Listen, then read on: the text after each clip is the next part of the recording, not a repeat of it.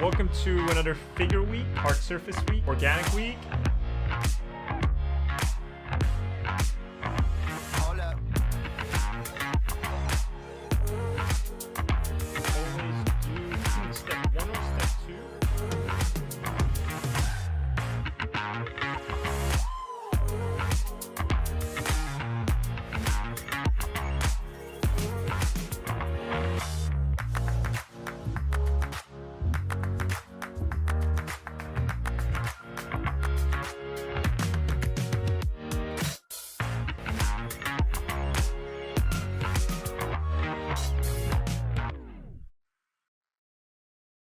Hey everyone, my name is Ahmed Al-Douri. I'm a concept artist and former instructor at Art Center College of Design, Brainstorm, CCS, CGMA, and various other places. And I would like to introduce to you this digital painting course that I've created. But before we get into anything, I just want to thank you for the support you've all given me this whole time. And with the support of so many of you, I've been able to put together everything I know about painting into this digital painting course. You want to become a pro illustrator, concept artist, or even just a hobbyist, but you don't have a clear map to get there. And that's where I come in. I spent the last 6 months compiling everything I know from my 20 years of art practice, and I've turned it all into a map. Starting with foundations such as rendering shapes, color theory, painting basic subjects, understanding brushwork, brush economy, all that fun stuff, deconstructing the skull, drawing it from every angle, all the way to master studies, stylized painting, and you'll find yourself at the end of the course doing a concept art project based on everything that we learn in the first 14 lessons. So how does it work? Well, you sign up, you watch the lectures, do the assignments, post them to the community page if you want, and treat it as a self-study, except for those of you who have signed up for the weekly meeting, where I personally critique your work in a virtual classroom setting. I believe learning by repetition is super important. That's what I've sort of presented a lot in this course, and the assignments are tailored for that, as adapted from my time teaching at Art Center. And each of these lessons have step-by-step explanations in real time. If you've ever seen my videos, you know exactly how I teach. And this course is intended to be a substitute for a college level course, but you don't have to pay the $4,000 or $5,000 per class, racking up maybe $200K in debt. With my custom design course, you'd be paying a fraction of that. And of course, I also have payment plan options if you don't want to pay for the whole thing at once. Thank you for watching this, and I'll see you soon.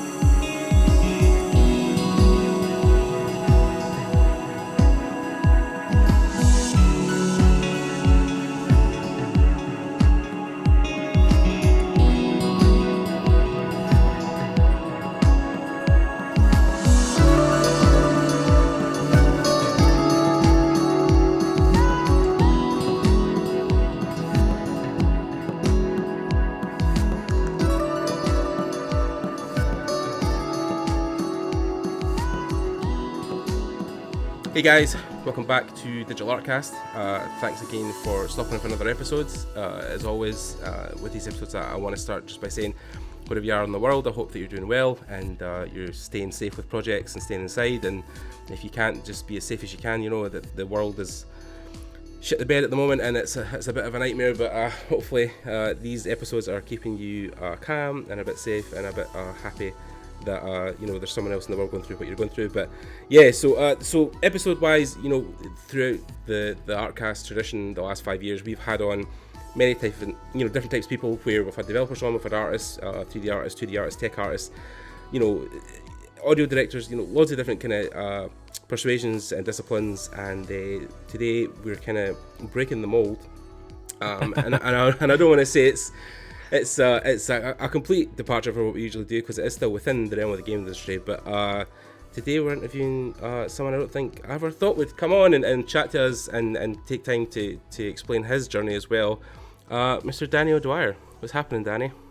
What's happening, mate? I'm glad we finally got it to happen, because forever I feel like I was like a tennis player, just knocking it back, being like, oh, we're too busy. And the reality is I'm always too busy. Like this morning I was on the phone to a lawyer for an hour. I've been editing, I've been filming. It's not even 12:30 here in California, and I'm already fucking shattered. So I'm delighted to Yes. finally sit down and chew the fat with you, mate.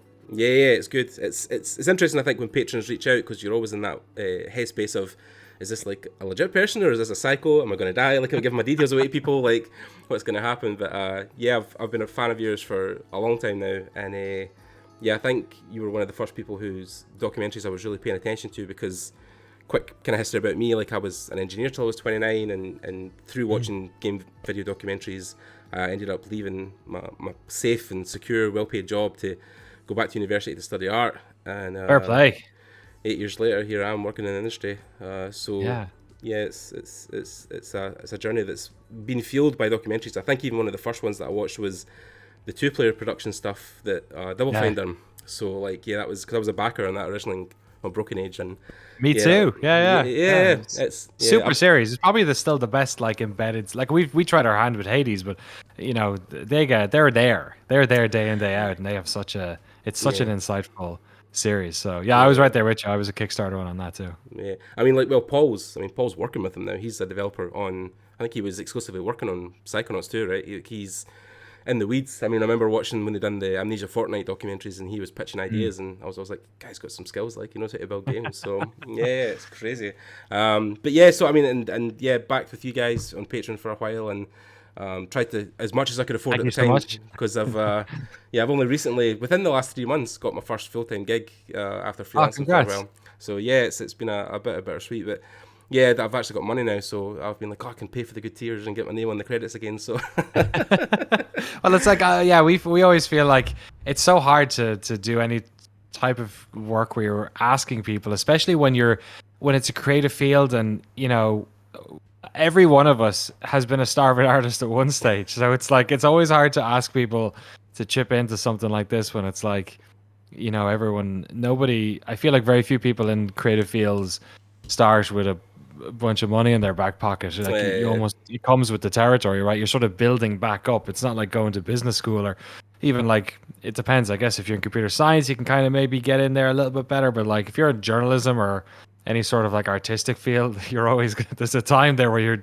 eating noodles. So it can be 2 years, it can be 10 years, it could be your whole life. So it's, we really appreciate it when folks, you know, chip in. So thank you so much. Yeah, no worries. Yeah, actually, I was trying to find my Noclip Summer Jam VIP lanyard that I had lying about. Oh, it arrived. Yeah, I recently moved house, so I was like, oh shit, it's not here. So it's back at my parents, but yeah, I was also hand mailed all those. God, I can't remember how many. It was a couple of hundred anyway. Wow. Yeah, people at my local post office thought I was a fucking maniac. But yeah, they got around. The furthest one, I think, one went to Morocco, which is feels far in my brain. I think there's might have been one in Tanzania. Yeah, exactly.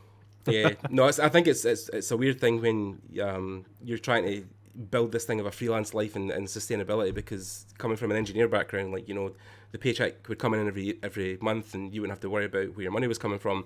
But as soon as I started to do freelance, it's like, yeah, you're chasing gigs, you're chasing contacts, checking emails every day. And now I'm kind of lucky where the freelance life is kind of ended at the moment, because I have a full-time gig and fabricated a really great company, and it's an amazing project. We're working with some, you know, Disney and ILM devs, but yeah, like it's a scary world out there. But then you've been kind of building to this, I would say, your whole life. But when I looked kind of back into your background of Waterford College and, you know, where you studied in Ireland, you didn't traditionally go to school for journalism, right? You studied, yeah. So I was a web developer. Yeah, I was a graphic designer and a web developer. Like I was terrified my entire life of working in a field that I didn't enjoy, or like never finding the job that I wanted to do. It seemed like there was everyone had something they wanted to do, maybe a couple of things, and if you could figure out what it was, then you were doing well. And you know, I feel like Scotland and Ireland are probably fairly similar in that, like, there's not that much going on a lot of the time, so you're not like constantly coming into contact with lots of interesting types of work. Like, some of it's interesting, and I got involved in like local radio and theater and stuff, and I worked in you know, local shops, and you know, did office jobs and worked in a call center and tried to do as much as I could, but I was terrified that I wouldn't find out what it was. But when I was a teenager, I really got an affinity for, my brother did computer science in Dublin and came back with an HTML book, and I learned it when I was 13, 14. I started making websites on the family computer. We didn't actually get the internet for like a year, so I was just building all these Half-Life fan sites and in my like local machine. And then I went on the internet and I was like, oh my God, these websites look way better than what I was putting together. But that's what I did in college because I'd been doing it by that stage for years. And that's where I got my entrepreneurial, probably the bug then was I started undercutting local websites. So I just built people a website in a week for like €500, which was, loads for a 16-year-old. Yeah, I just kept doing it and earned a bit of money that way. So when I went to college, it was multimedia. And yeah, it wasn't the most exciting time of my life going to college at home, but it allowed me to keep working in the media, keep making websites. I did a lot more stuff in theater. I got to live with my parents for 4 more years, which certainly now, considering I then spent a decade abroad, I'm very grateful for. Yeah. But like anything, it's like any creative field. It takes you a long time to figure out what you want to do and if you're good at it. So it was just, I was at the grindstone. Yeah, and I think for both of us, because we're about the same age, I'm 1985, you're 86, but which is crazy to think I'm older than you. It blows my mind, Danny. But yes, mate, I was watching The Matrix fucking last night. Keanu Reeves is 35 when that movie came out, so he was like, Carrie-Anne Moss is 32. I'm like, I'm older than fucking Neo. Nah. Jesus, wow, yeah, it's crazy times. But but the whole games thing, like, I think you said something in one of the John Romero documentaries where he said, escapism is worth its weight in gold, especially for Scotland and Ireland, because you're on such a tiny island. You know what I mean? So games definitely got me through a lot of that, and I definitely feel like we've almost walked a similar path, because even when before I was thinking about leaving my job, I was doing a lot of games media. So I was working for some like independent websites, going to events. Like one of my first things I did in 2009 was I went to interview some guys about iPet, if you can mind that, back in the day when that first came out with the PlayStation camera. And I spoke to one of the producers. It wasn't the A team, it was the B team, but one of the producers on Arkham Asylum when that was first coming out. And that was like my first proper gig, and something also, I think it was Wii Tennis. But yeah, it was like there was things that I'd done back in the day where I thought I was going to go the games media route, and then I think through the art books that came out with the documentaries, you get, especially the Skyrim limited edition, you get the big art book. Thought to myself, art's the direction I want to go, and I had already an interest in drawing and painting. So, but then for you, like, was games still at the back of your head all the way through college? Were you still trying to weld that into your career?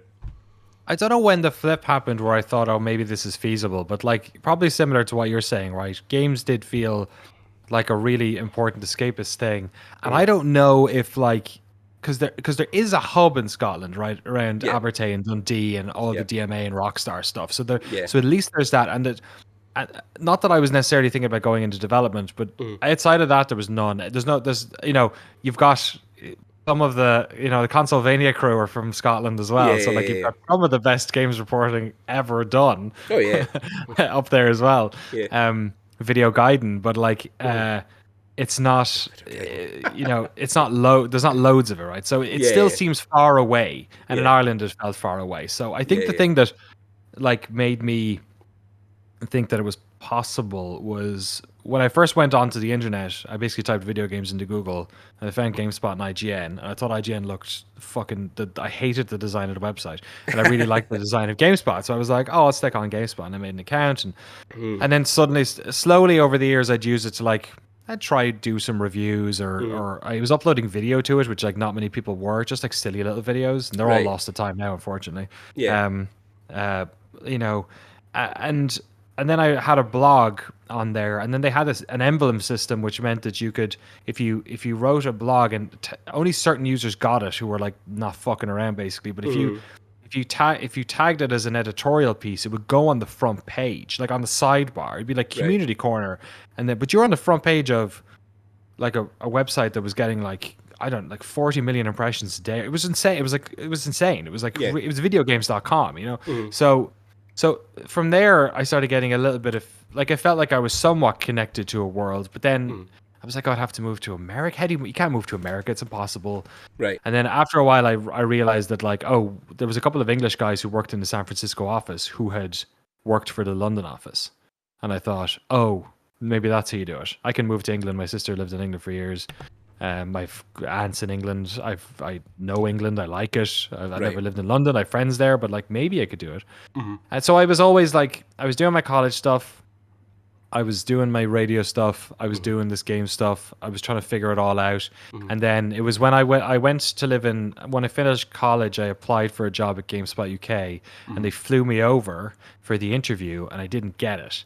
And I thought, oh, maybe they didn't hire me because I live in Ireland, because I'm so green and I'm a country bumpkin. I have no idea. There's probably a million other reasons why they didn't take me on, but I thought, oh, I need to be there. I need to be in London and show that I'm serious. So I moved to London and worked as a web developer for 2 years until barely right when I was moving out. I was moving to the Middle East. About 3 weeks before I left, I got an email from GameSpot UK. So, Right. Wow.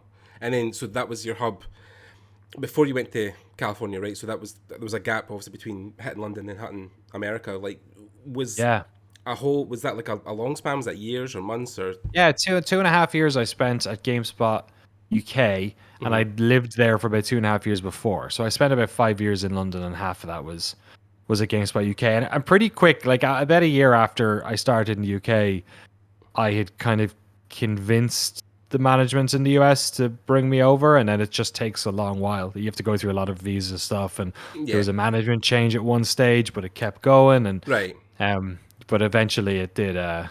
It did happen, and it was like fucking, I'll never forget the feeling of like being in the hotel, like when I arrived in San Francisco in the airport. First of all, my fucking credit cards didn't work, so it took me like an hour to figure out how to actually get money to a cab driver. And I was carrying everything I had on my back, and I was hungover because we had my going away party the night before the flight, and we stayed out until 3 a.m. because we found a pub that was closing down. It was giving away free booze, so the whole and I packed the wrong things because I packed the drunk, so I was just like, I was shattered. And I got into my apartment and I was like, how the fuck did this happen? Because it was just like, it was basically like a decade of my life kind of trying a little bit and then really trying.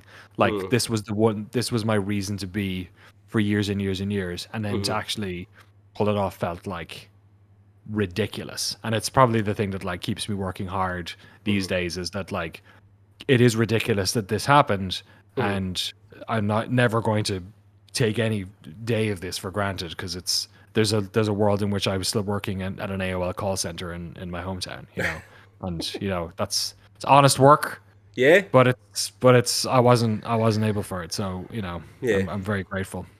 Yeah, a bit mind numbing, I think, with those Joe jobs that you have early on, and it's always this thing you have in the back of your mind. There's something else you should be doing, but you don't know what. And I mean, even like the fact that the company I work for now are based in San Francisco, right? So like, you know, eventually at one point, once COVID kind of settles, the plan is to go out there. And coming from Scotland, you know, the small town that I'm in, it seems crazy to think that could be a possibility, that something like that could happen. You know, especially when I left my job, a lot of people said stuff like, you know, you'll never get through uni, you'll never get a job working in games. And, you know, I've managed to work in these big titles and freelance and then now full time. And it's the imposter syndrome, right? You're constantly thinking to yourself, why am I here? Why did they pick me? Like, they're going to find out any minute, like I'm not up to the job, or they're going to sack me. So, but then working from the London office to the LA office, that was obviously a huge jump, right? Because now you're mixing with people that you've only read about or people that you've seen online in videos, and now you're standing in front of them. Yeah. I mean, I know very strange. My first exposure to you was not even Noclip, it was the Blizzard documentary you done on Project Titan, right? Yes, Overwatch. Yeah. Was that far in your career over in California? Was that a couple of years after you had kind of landed, or was that quite soon after you had hit the office? Or because it was 2016, right? Soon. Yeah, because the funny thing is that like in the grand scheme of things, I didn't spend that long in the summer. I basically spent 2.5 years in London. 5 years in London, 2.5 years at GameSpot UK, and then about 2.5 years at GameSpot in America. God, was it even 2.5? Yeah, around then. Because we founded Noclip in 2016. Yeah. So 5 years October. So yeah, so I think I started in the GameSpot office in like it might have been 2014. Right. 2013. I forget. But anyway, yeah, that Titan stuff was probably about at least a year into my time there. yeah, it was basically trying to solve the problem of like, we have access to all these developers and we ask them the stupidest questions. Like we have access to these developers and we interview them at the absolute worst time, which is like months before the game comes out, where they have PR people breathing down their neck and they don't really still know what the final game's going to be. So they're scared about what to say. Yeah. And then all the questions we're asking are about the game. And it's like, no. Like it's just like the worst way to do this. But we have the access because we're GameSpot. If we call these people up, if I call them up, Yo Schmo, they're like, hey, I want to talk to you about something. They're like, no. But if you call up at GameSpot, every fucking door flies open. So I was like, oh, let's just like do that, but then use it for an actual interview that people would like to do, you know. And so one of them was Titan, another one was Titanfall, you know, and then basically in my head I was thinking actually the way to do this is to talk about games that they did 2 years ago, because that's what because whenever we go to these places they'd happily talk about that shit. Like, of course, your beat on a games website, as you know, is reporting on what's current. So yeah, but those were basically there's a very direct connection to those. They were called next big game projects at GameSpot, and what Noclip ended up being. Yeah. I mean, even with Titan, I mean, there's definitely, you know, they were open about the kind of failures they had going into that project, but there was also just so much they'll never talk about, right? There's stuff that just they would never really share what the game was like or what its first incarnation was, or screenshots say, or you would, unless you were on that team, you'd never know. You know, I had a couple of buddies who were there at kind of ground zero and worked on it, and what eventually would be Overwatch. But yeah, it's even in private, it's just something that they'll just never discuss, because it seems like an almost black void in Blizzard's history that they don't want to, you know, expose too much to light, because it seems like, I think because they had so many successes for so many years, hitting a wall like that was almost like, oh shit, because they hadn't, at that point they talk about in the documentary, they hadn't really made a game for so long, a new IP, right? So, yeah. And the other thing is that like game prototypes come and go all the time, and you never hear about them. And the problem with this one is that it got leaked a little bit, and then what happens is there's a disconnect, and this is kind of the reason we do Noclip stuff, is there's a disconnect between like the realities of game development and then what players expect. So when they hear that a game was in development that got cancelled, they think that it was way further along than what it was. And like game development it's not even incremental really. It's like several different types of things that are vibrating at different levels, and then eventually they settle down close to release, and some parts are vibrating quite a lot before they get in. And so when you tell someone like that was this game that they made and it was this MMO, but it was also this thing battle, and you had a version of yourself in the open world, and this one, that could be a fucking paragraph on a piece of paper. You know what I mean? Like it's like to what, but in their head they're imagining it's this full thing. So that the problem is with a lot of this is that like basically companies have learned to be watertight, because you give them if you talk a little bit like StarCraft Ghost or any of these ones, they turn into stories that are bigger than themselves. They're myths. They turn into something way more powerful. So what I've enjoyed doing is the few times we've been able to actually pop that bubble a bit and be like, oh, this is actually what the Doom, the cancelled Doom game was, or this is how far along Half-Life Ravenholm was, or LMNO, or like the few times you're able to do it. And I try, the one like the Blizzard thing, if we were doing that on Noclip, I would demand to get further down the details with that. But because it was early, I was kind of like, we'll take what we can get. And I mean, it was the first time they ever talked about Titan in a way, so it was at least it was cool to hear a smidge from people like Metzen on it. But yeah, it's just about educating. Well, I don't want to say it's about educating the audience, because that sounds like it's looking down at people. But it's about showing off more of the process of games, and then creating a vocabulary where like everyone knows a little bit more. And in the 5 years we've done Noclip, you can already see that shift. Yeah. Like, and that's not just us. That's everywhere. Video essays, other documentaries. Like, we're getting, as game players, we're understanding more about the process, even if we'll never really know exactly how to make games. Yeah, and I think, I mean, for me especially when it comes to Noclip, I think what I love about what you're doing at the moment is that it almost you're almost making it a mission to bring the human side to game development, like what these people go through on a daily basis, how it affects their lives, how it affects their lives post-release, pre-release, you know, with media. I mean, just to talk about one in particular, the Astroneer documentary, right? Which was near and dear to my heart, and I mean, I'm no, you know, I can admit I welled up watching that, and just, and there's people I know who still talk about Paul, right? Who met him, who worked with him in projects, who worked with him at Halo.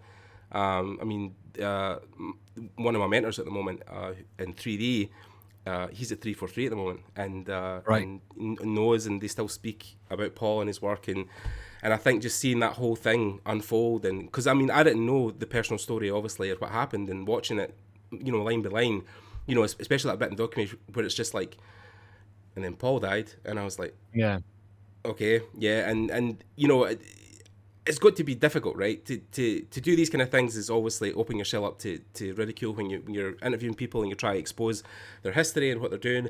But then when you're getting that personal on that level, that's got to be something where you're sitting there interviewing, where you're almost like, like you're kind of frozen, like, oh, what did I do? Did I say something else? How do I approach the next question? Did I wait till he stopped crying? Did I keep asking him? Or, But did you know going into that initially, or did you let them know that was something you were going to try and talk at length about?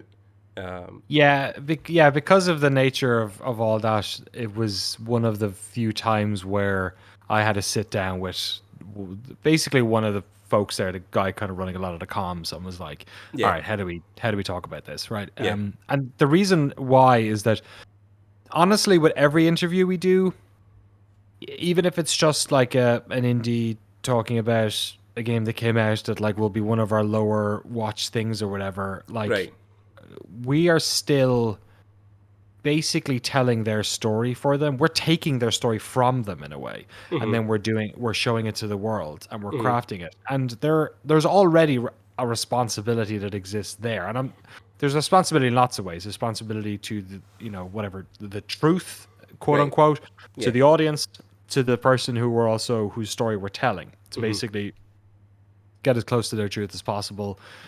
And then if there's a difference between what their truth is and what the audience truth is, try and bridge that gap. But the problem with that one was Paul wasn't in the room to tell his version of the story. Of course. So it's a whole other part of it where you need to also contextualize that. And then they need to know why I want sort of how I'm telling the story a little bit beforehand, which is never something that comes up. But because of the nature and the sensitivity of it, we definitely had a back and forth on it. And I feel like we've all lost people. There was a time in my life when I was a teenager where I lost a handful of people who were close to me, and some a little bit not as close to me, but like people I knew who were my age, who passed away. And so this one was kind of like I relatively comfortable with the way they feel about this, maybe. Like it doesn't feel alien to me. Maybe the way I reacted to the stuff in my own life was different to them, but I've no problem talking to about this stuff with them. But when Adam was crying, I was in tears too. We don't. There could have been a much more manipulative edit of that doc where there's more of that, but we tried to not lean into that drama but expose that he was upset. This was a big thing in his life. He had lost a friend, so obviously he's sad, he's gonna cry, because everybody deals with grief differently, right? Some people obviously bawl into tears, but some people shut down and just didn't open up. But he was there were people on the team who didn't want to. We were told don't bring it up, of course. So of course. And I think bring it up. I've just done about 3 or 4 interviews this week because I try, stack them so that they can come out. Amen. But the thing, because obviously I'm trying to balance this in a full-time job now, so it's even harder. But a thing that's came up very recently because of the film strikes, right, is conditions in games and mental health and the human cost, the building video games, and probably why so many people I know have went freelance or started their own studios or banded together with other artists to make stuff, like Decagon, one of the guys I interviewed, Clinton, who worked at Coalition for so long and worked in Gears, then left the studio and set himself up as a studio and just brought all his friends together, and now they make art for the games. And he talks about like how the importance of his team's mental health and well-being is a top priority over the projects they work on. If they take something on that's too big, or they feel like it's just going to be too much for this team, or it's going to just tax everybody, then he just will walk away from it, regardless of what it is. So, I think that's why I think myself and other people I know in the industry who, when I first watched the Doom documentary, it was because one of my friends at ID sent it to me, and he was like, dude, this guy just done a documentary on us, and I interviewed all the higher ups, like, you really got to watch it. I think it's great, and I think you'd love it. And I was like, cool, and checked it. I was like, oh, it's Danny. Like, yeah, I've watched this stuff before, and the guys at ID that I know still talk about that documentary and how they're wanting you to come back at one point and just do another one because, like, us too. Yeah. I mean, well, Eternal's been out for a bit now, and yeah. And what we'd probably do, and it's funny you mention it, because like the thing that makes my toes curl a little bit is like back then as well, it was the start of our process, and we weren't just interviewing the higher ups, and like there's so many things we do in our pre-production now to make sure that we get as much of a like broad number of it's like painting in a canvas. Like if you're just using the same like color over and over, brush is a better way of putting it actually. Then you're going to get one thing, but if you go for different, and I mean diversity across the board. Like we had one where I remember we did one video where we asked for a list of interviewees, and they came back with 15 white guys, and I was like, dude, like, save yourselves for fuck's sake, like, come on, like, and it was a huge studio, and I knew women on the team, you know what I mean, like personally, and and I knew there was more racial diversity there as well, but what we've done is it's kind of not only that, you know what I mean, it's also diversity in terms of like experience on the team, department, like trying to get somebody from the audio department, trying to get somebody like maybe engineers or people in AI who don't get to speak very often, people who've been in the studio for like 6 months because they can talk about what it's like now, as opposed to somebody who's been working there for 8 years and has a great 401k already, you know what I mean? They're not gonna shit talk anyone. So it's all that, because it is the one. If I talk about like one, I want to go back and really get into the weeds on it, it would be like to do something on anything they're up to, like Doom Eternal or whatever, and talk to Hugo and Marty, but like talk to Hugo's a legend, man. That guy, oh my god, I could listen to him talk for days. He's just he used to be a comedian. He used to do stand up, so like which was perfect, which is crazy as well, but yeah, like it's a thing even where I've tried to actively interview, like my last interview and almost the next 2 or 3 are female developers, which I've tried to like diversify. And then even last year, during all that shit as well, we had a Black Lives Matter panel, right? So I interviewed specifically black artists in America during the time, talking about their experiences working in the industry, because we had like Philip Booty, who was like the lead costume designer on Black Panther and a couple of Marvel projects, and some guys from smaller studios, big studios. So we were trying to get a broad spectrum, and I even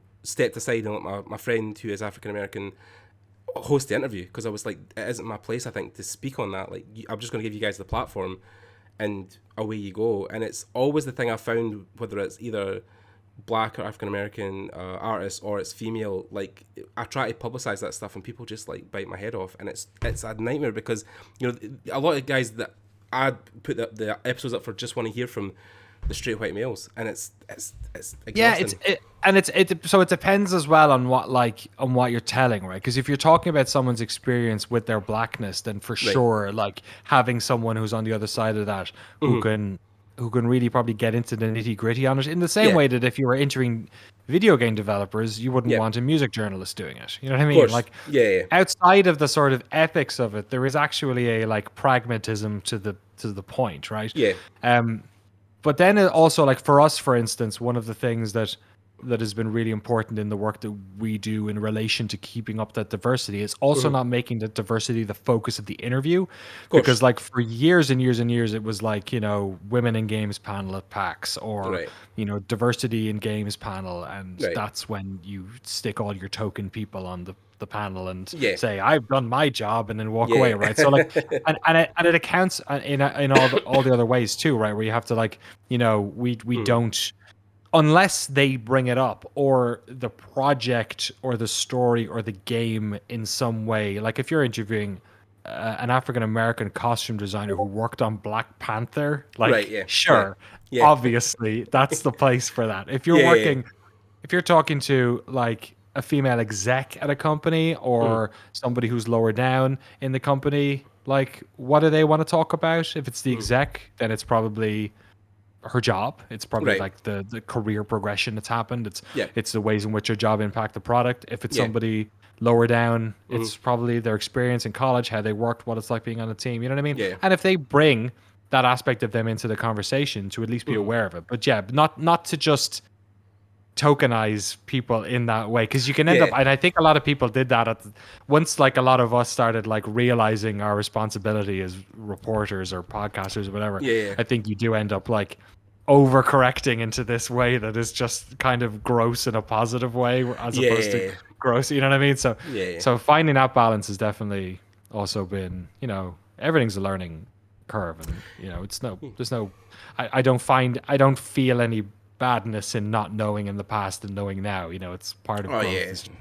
Hindsight's a great thing, but you can never call it out. I mean, it's even when we done the panel, I mean, I think because of just what was going on in the country at the time, I felt like powerless, and I thought, well, there must be something I can do, and that was the thing I could do. I could offer my platform to somebody, you know, different, somebody who, you know, because even then when I look back at the history of people I'd interviewed, it was just typically white dudes, right? But then they're the people I've found that are the people who want to talk the most about themselves. Yes, that's and also the ones that want to talk to you. So that's the other problem, is that we had the same issue. We after a year, kind of, you know, there's like these moments where you look back on everything and you try and get a bit distance. You can sort of like put that in a box of past and analyze it. And we did it again just recently.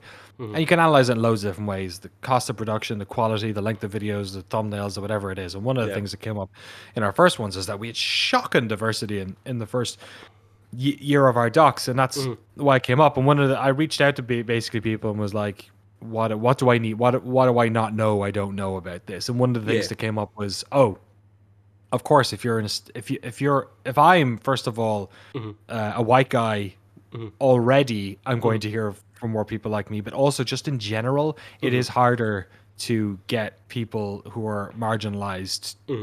Just from the process of being citizens in which they're marginalized, they're just not that outgoing, right? Or like some are, where, you know, and the advocates, for instance, and stuff like that. But you have to put more work into getting them, basically. And like, because that's the thing. It's like, and we had it recently where we put up a job spec for a podcast producer on Noclip. And you really have to ask, like, you have to like be proactive in saying, like, people will give shit and say like, oh, you're just looking to look like a good little liberal because you're asking for peoples of all colors and background, you know what I mean? But like, you literally have to a lot of the times, because unless you're explicitly saying that the door is open, people have been taught by society to assume that it's closed, and that's not on you. Like, you don't have to be all fucking dire about it and like, oh, I'm not part of the problem, I didn't know. It's just fucking help out your neighbor. You know, that's all it is. So imagine wanting equal rights and everybody to be happy. I mean, what an asinine thought, eh? Like, yeah, the idea that if you just don't believe racism exists, then it doesn't exist. You know, it's like it's all well and good for us to say that, and I feel the same way about, like, now that I'm in it. Also, like, I'm still like, as far in my brain, I'm still like a fucking like scrappy little boy in Ireland who's figured this all out. But the reality is, I'm also like one of the most visible people in games media right now, which I don't recognize in my day to day when I walk around in my fucking underpants in my house and I have to do a million chores. But like, it is inexplicitly true. So like, having to like also shift your responsibility that way is part of the process. Yeah, and I think it's difficult as well with the things you cover, where even me as a podcaster, you know, and as now as a game developer, when I interview people, you've got to tread a fine line of, I want to talk about your experience, but I don't want to get you fired. Like, it's such a fine line. You know what I mean? Like, because I mean, just on an off cuff, like when I started going to events early on in 2015 to learn about the industry, some of the first people I met and the first people who were my friends in the industry were all from CD Projekt Red, right? Right. Yeah. So, because like obviously the European connection when we're going to London, artists. Yeah. So like when I met a lot of the guys like Marek and Marcin, like they had just finished The Witcher and they were coming over to talk about it in 2015, 2016. And like, it was great at the time to know them and look at the art and think, oh, incredible. But then as the dawn was starting to set and Cyberpunk was getting more and more real, you know, having conversations with those guys, it was like, oh, okay, this is going to be interesting. And, you know, retroactively now looking back at the stuff you've done with CD Projekt Red, like, it's hard now, like, because I think you talked about this with 76 as well, right, where post-release now, and you look at how that landscape's evolved, you sit and almost like cringe at like the documentary, thinking, oh shit. But then it's the same with me interviewing guys back then, because we interviewed Marcy and Marek when they were just finishing Witcher, and I wanted to get them back on for, you know, Cyberpunk, but I don't know how to approach that conversation, because how would I discuss that in a way that makes it seem like a positive experience when I know generally it wasn't, right? So I mean, how do you tread that fine line now going into future projects? Have you kind of opened your eyes to the process, or? Yeah, totally. Like, you're right. Like we did a 6-part series on CD Projekt, and we did a lot of like, we knew we couldn't cover every facet of a company this big because there's only 2 of us, and it was, even then it might have been 350. So the way in which we sort of approached it was we'll tell 6 sort of vignettes from the story. So then at least we're not trying to like tell a broad truth. We're sort of telling Marcin Nowinski's tale of like setting up the company and all that sort of stuff. We had one about like localization, one about quest design, one about that, you know what I mean? So none of them were really about like the entire process. And then afterwards, a lot of stuff like about like the amount of crunch that people were working on, and the amount of like sort of entry level folks that like felt overwhelmed and all that sort of stuff. It was kind of like, fuck, it would have been great to do it, but also like our stuff didn't necessarily get there, but like, next time we're here, like, you need to basically, I need to have more eyes on like the idea of getting people lower in. That's probably where some of that came from. It was probably part of that process, was figuring that out.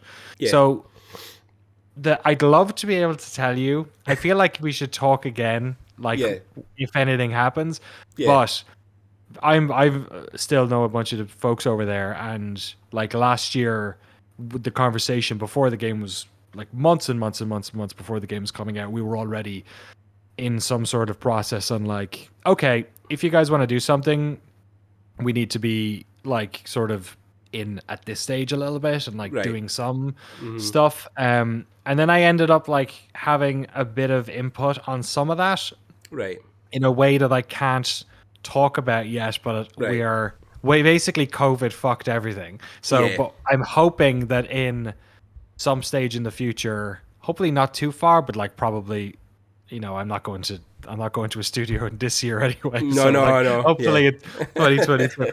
I am hopeful that we will be able to do like our best work and tell as much of that story as we can, because I know a lot actually at this stage already, but it's just it's trying to talk to the right people and get as much of that out as possible.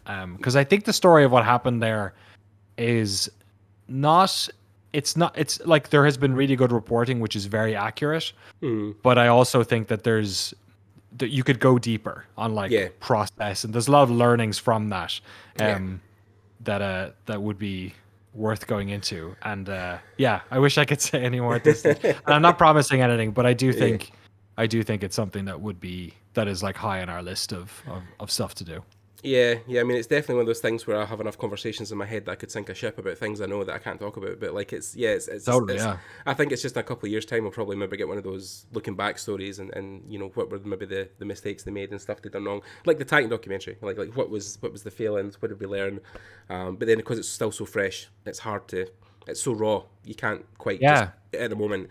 But I mean, I think it's funny.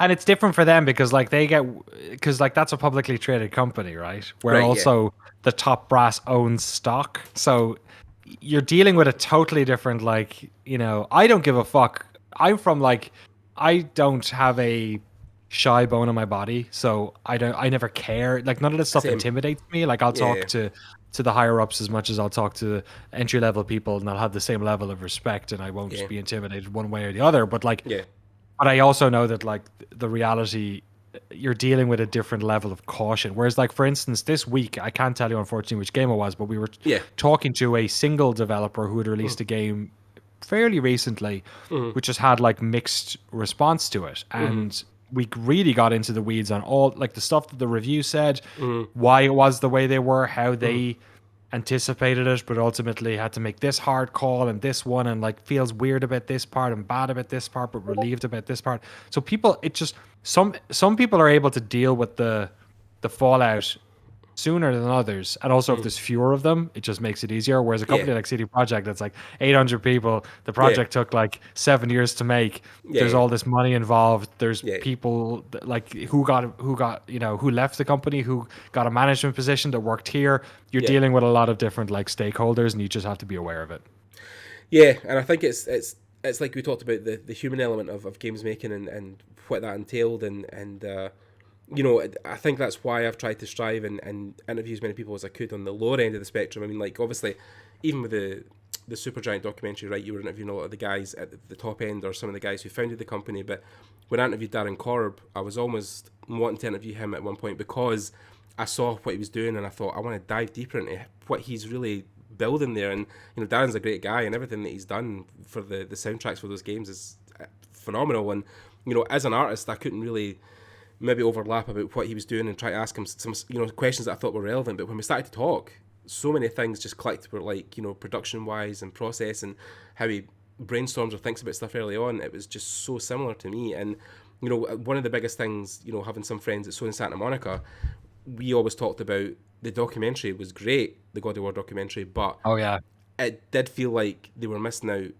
so much of the process that, if you look at the original one with Stig, right, back in the day when they had done God of War 3 or whatever it was, that was quite into the weeds. They were really just opening the door to everything they were doing, and they were sitting in production meetings, when Stig was playing through the game, and like, I felt like it was almost like the Corey show, even though he would hate me to tell that, but like, it felt like the whole doc was just about him, or the process of him building the game, and some of the highlights. Yeah, I mean, the framing device of that documentary is them having an executive dinner party. Yeah.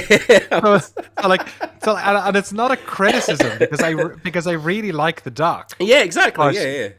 But if I'm sure if it's not aware of the story it's telling, then the audience is certainly aware almost immediately, whether or not subconsciously or not. That basically what you were doing is talking to it's about the creative direction. And I think honestly, I think like one of the criticisms I would have of our work is that in trying to cover as much, you do lose focus.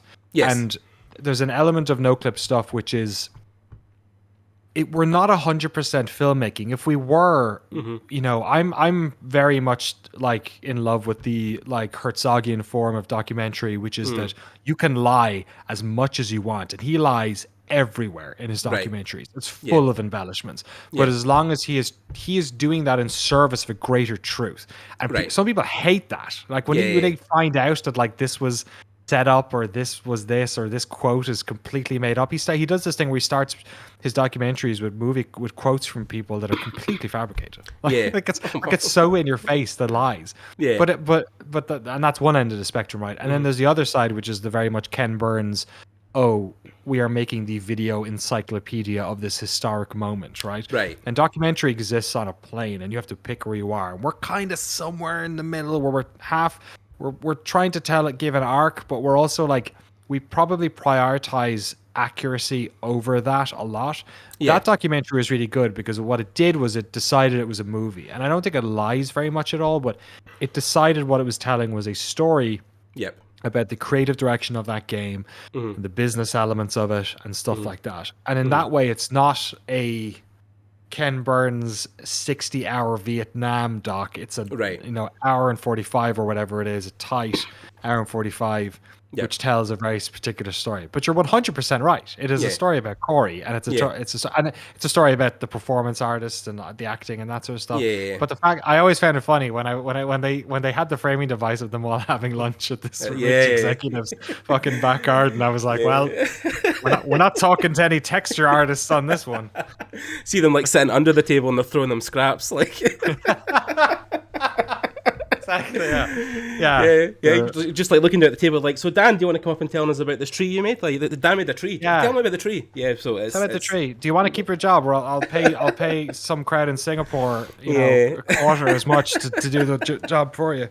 Oh, dude, as a 3D artist, outsourcing. You don't know how true that rings in that sentence, but yeah. Dude, I want to tell that story. We did the Command and Conquer remastered one, and I got to talk to a bunch of folks at one of those outsourcing companies, and then like 4 or 5 months later, a huge story came out about them, about working conditions and stuff. And I was like, no. Gosh, too late. Too Yeah, late. Yeah, there's it's a the million and one different fun stories, you know. It's all the human stuff, exactly. It's the human truth. I mean, even people talk about the outsourcing, but you know, there's studios in China with like 10 people who are absolutely killing it. Like the Wukong trailers that have came out recently, and that team, you know, I think it's like 20 people, and the stuff they're doing in Unreal 5 is like scaring me. Like I'm trying to be, you know, in knee deep in the industry and sitting in 3D every day building stuff, and then I'm sitting looking at their models like, how the fuck are like with like small like, team. you don't begrudge them. You know what I mean? No.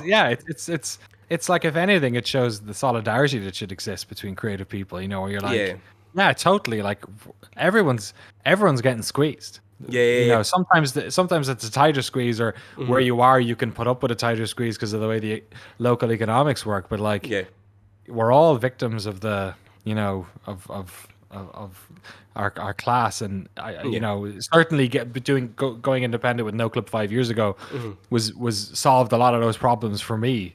But obviously it's still a huge part of my day to day, because I now hire people who are creative folks, and you need to be very aware that you were, you know, treating them well, because they don't have the power in a lot of cases to advocate for themselves. Yeah, I mean, we can kind of maybe close on that, but I mean, ultimately, what was the decision that led to you leaving GameSpot? I mean, like, I don't know if you've ever talked too in depth about it, or you can, but like, I've always wondered why you decided that you wanted to almost give up the secure side of your job, or something that would be the paycheck, or, you know, the thing that would keep you going, to go out into the weeds on your own, right? Which was scary. So I think what was more scary for me was being stuck by circumstance. So there are jobs like, you know, my dad worked in insurance, my mom started later in life in her career and got to work as a teller in a bank, and those are jobs that, like, you know, you can do them until you retire. Working in the games media is like, if you know, as much as I needed an entry strategy to try and break in, you need to figure out how to break out pretty much right away. You need to figure out what your escape vector is, because there's two things. Either you go into management, which is the only way you're going to get paid a living wage, because, you know, games journalism does not pay well. It doesn't pay enough to support a family. It pays well for me to go out drinking in San Francisco every Friday night, sure, but like, not, or, you know, live in a shitty flat in London and with a couple of mates, and, you know, cockroaches in my room, but at least I can, you know, go out in the piss once or twice a week. So, but like, it's not, you can't be an adult, you know what I mean, in those jobs. So like, so I always feel funny about that when I see people who got caught up in it, because it's kind of always been that way, and I don't want to like, woe is me them or anything like that. Like, I feel empathy for people, but for me, I was so terrified of being stuck, of being like in a games writing job, having no expertise, having no way of getting out, that I'd have to like scrape myself a higher wage or change industries, right?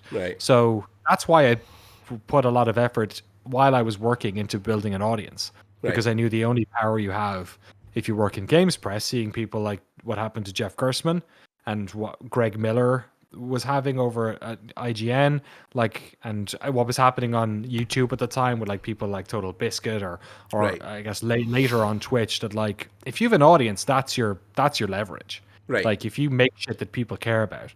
So I, in earnest, just tried to make stuff that people care about. And then basically at the time I was kind of like, I was coming up on 2.5 years. My visa situation was changing. So before I was tied to working at that company, I had no, and then suddenly I had a green card and I was able to do what I wanted. So I just approached them and was like, I asked for a sum of money that was a lot. I asked for a lot of responsibility to manage basically a whole chunk of their video stuff, which I felt like I was more than qualified to do. And I left it in their hands, and they came back with an offer that was like just under the money in a way that really pissed me off. And and the job was like some hackneyed thing where I'd have to work with a bunch of people who, the whole point of me asking was so I wouldn't have to basically work under these people anymore. So, and I was like, oh, I'd have to still, nah, I'm done. That's okay. So I was fine. It was a very easy decision. And I already had an idea and a business plan for Noclip, and it was scalable. If we got like a quarter of the patrons that I was hoping for, or that we ended up getting, it would have been fine. If we got half, and then, you know, that day just changed my life. You know, September 12th, 2016, when we launched, I was expecting this much, and then we got 4 times as much, and I was like, oh well, I'll never work for anyone else again unless this whole thing falls apart. So to me it was more scary to not, you know, in the same way for you probably it was more scary. You had a established gig, sounds like it was probably pretty safe, you know, it's pretty resilient industry, but it was scarier for you to be stuck in that job, it sounds like, than to go through a much harder process for you. All I had to do was try. I remember talking to Gerstmann about it and saying, like, what happens if this all fucking blows up in my face? And he was like, you'll get your job back. Like, what's the worst thing that can happen? Go work for IGN. Like, it's fine. Whereas you know, going back to school, trying a whole different industry, that's fucking brave. Yeah, I mean, well, thank you for that. But like, I mean, when I was left, I was still relatively young, and people would say stuff like, you know, first of all, you'll never get into university, so I don't know why you'd bother trying, because you're not a qualified artist. So I was like, all right, cool. Fucking hell. Secondly, with stuff like, oh, you know, you'll never say it. Say it how you mean it. Yeah, don't sugarcoat it. Yeah. But stuff like, you know, you'll never get to work in a video game, Gordon. Didn't be daft, and you know, and you'll never earn real money doing this, right? And you know, I've done all of those things. Like, I graduated with honours from university. I'm one of the first people in my family to go to university and get a degree. So Congrats. It's been a huge thing for me.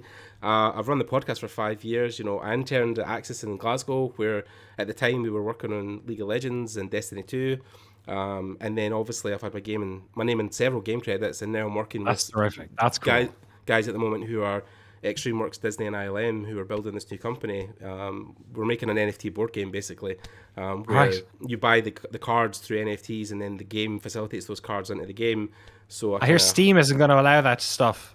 That's what I read today. Yeah, we've got a separate strategy for that, but yeah. So I'm basically the 3D artist, the prop artist on that team. But yeah, like, you know, everything that people said would never happen. So it's a thing where people will want to say you can't do things because they can never envision it, but like, I just never give up. Or it exposes something in them. I try not to take it personally, because to me it's kind of like, and I remember being that person a bit as well with other folks, where if you see somebody try something that seems really difficult and then they pull it off, or they pull it off even a little bit, like it is difficult sometimes, whether consciously or not, to have that reflect on you and be like, well, why aren't I trying the dangerous things in my life, right? So, like, I don't. I'm right there with you. It's certain. It's easier to feel this way in hindsight, but it also does kind of give you this air of grace, where like, oh, they didn't, like, they're victims of their own situation. Really, they're victims of themselves in the same way that I am, probably in lots of other different ways, you know.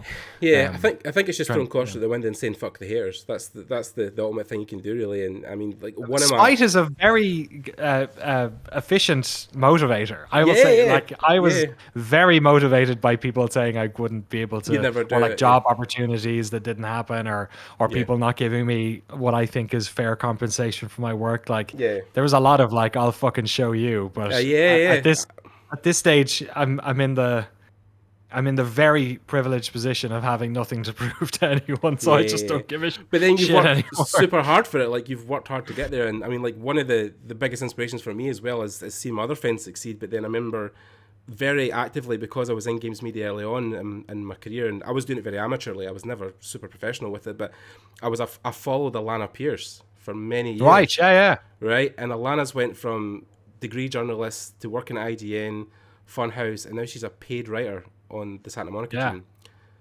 I mean, talk about someone who fucking figured out a career path. Like, Jesus, Alana's not, you know, she doesn't suffer fools. She knows. I know what that, maybe that sounds a little bit like I'm saying that she's like strategic or something. It's not. No. Like, but she has a lot of talent, but she also is very good at, like, if she sees something that she wants to do, getting there, and that's no easy task. You know what I mean? But the thing that kills me actually is all the people, because now I'm like, what, 35, and I've been in this career now longer than I had been in any other career prior to it.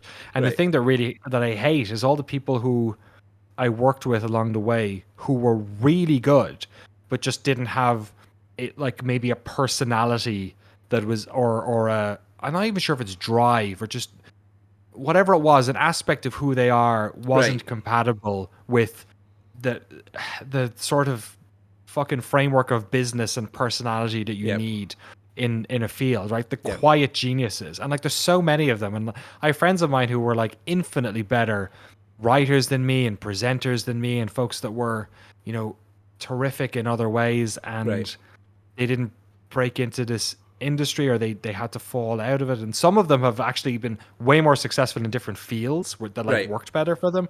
And some of them are, you know, maybe are still trying to figure it out. And it's those people who I really like wish that I owned a multi-billion-dollar conglomerate. You could hire everybody. Hire everybody and just give them whatever they wanted and let them do whatever they want, because like there's so many talented people out there who, for one reason or another, medical, it could be circumstance, cash, access to capital. Like you grow up without any money, it's all you see is the people who had the leg up at the start and skipped a bunch of rungs, right?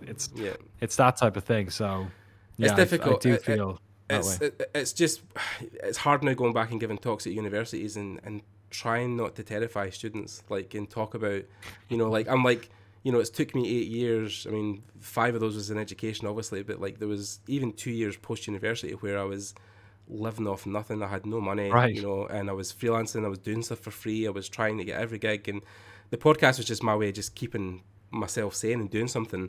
And now it's got a great following, and you know, there's like there's people who email me who are like, dude, like I'm leaving my job because of you, and I'm going to be an artist, and I'm like, and you know, reading the email with tears running down my face. I'm like, Jesus Christ. But remember, right, now that you've done it, this is the other part with hindsight. Now that you've done it and you look back, you're like, fuck, that was hard. But think about you when you were at the start of that journey. You'd like nothing left to lose. It's just like it like you the younger you are, I feel like the more fearless you are. And I remember, I totally agree with what you're saying, that like it is difficult to say that to people, but also like I remember I did a talk at my university right before COVID, and I remember like looking at these people and being like, oh, they're not, all they see is opportunity. They're not worried about the barriers on the way. All they see is the top of the mountain, and they know they can get there. And sure, it'll be difficult, but all they can see is the top, and they can't wait to be there. So like, you know, that's the other part of a creative life, is that fucking tiring. Sometimes it's easier to look forward than to look back. Yeah, but then it's good to look back and see where, you know, how far you've came. You know, it's humbling. It definitely is. But anyway, that's the imposter syndrome. I'll end it there, Danny, because I know I'm conscious of your time, and I want you to get back to the many things I'm sure you're doing right now, building docs and try to keep yourself afloat. Editing at the moment, I'm color grading and editing footage of me dressed up as a knight in the woods for our Chivalry 2 documentary. So hopefully that won't be out too long. But that'll be a fun doc. So if you guys have listened to this point, thanks for sticking around. I hope you guys have enjoyed me speaking to Danny. I mean, if you have, you know, jump in the comments below and throw us a like. It's always appreciated. We're on most podcast services at the moment, and if you've got any suggestions for future guests or anything that you want to hear me cover, then of course strike out and let us know. And that's about it. Just my thanks go out to you guys for listening, for Danny for giving up his time. I mean, I hope you enjoyed it. Absolute pleasure. Thanks so much, man. Grand. And we'll see you guys in the next episode. Thanks, guys. Bye. Terrific.